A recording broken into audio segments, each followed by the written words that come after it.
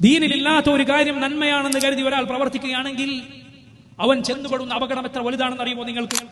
അല്ലേ നബി സല്ലല്ലാഹു അലൈഹി വസല്ലമയുടെ ജന്മദിനം ആഘോഷിക്കുക, ഇല്ലാത്ത ദിക്റുകൾ ചൊല്ലുക, ഇല്ലാത്ത സലാത്തുകൾ ഉണ്ടാക്കുക, നാരിയത്ത് സലാത്ത് പോലെ, താജു സലാത്ത് പോലെ, കെൻസുൽ അർശി സലാത്ത് പോലെ, റാത്തീബുകളും അതുപോലെ മൗലിദുകളും ഹദ്ദാദുകളും പോലെയുള്ള കാര്യങ്ങൾ. അല്ലാഹുവിന്റെ റസൂൽ സല്ലല്ലാഹു അലൈഹി വസല്ലം പഠിപ്പിച്ച ദിക്റുകളുണ്ട് സഹോദര, പഠിപ്പിച്ച ദുആകളുണ്ട്, പഠിപ്പിച്ച സലാത്തുണ്ട്. അത് മുഴുവൻ നീ ചൊല്ലാൻ നിന്നാൽ നിനക്ക് നേരം തികയുകയില്ല. പിന്നെയാണോ നീ ഇല്ലാത്ത കാര്യങ്ങളുടെ പിന്നാലെ പോകേണ്ടത്? അങ്ങനെ ഇല്ലാത്ത വിശ്വാസങ്ങളുടെ, ഇസ്ലാമിൽ ഇല്ലാത്ത ആദർശങ്ങളുടെയും പ്രവർത്തനങ്ങളുടെയും പിന്നാലെ പോയാൽ അവന് സംഭവിക്കുന്ന അപകടം എത്ര വലുതാണ് നിങ്ങൾ അറിയുമോ?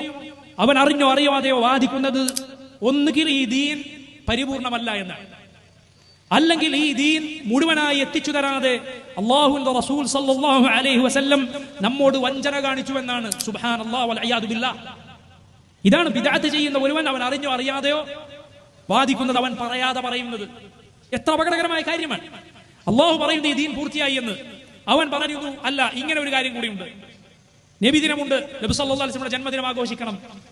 ഖുർആനിലില്ല, സുന്നത്തിലില്ല, അള്ളാഹു അത് പൂർത്തിയായെന്ന് പറയുന്നു. ഇവന്റെ വാദപ്രകാരം അത് പൂർത്തിയായിട്ടില്ല, ഇതും കൂടി അതിൽ ചേർക്കണം. ഇതാണ് അവൻ പറയാതെ പറയുന്നത്, അറിഞ്ഞോ അറിയാതെയോ പറയുന്നത്.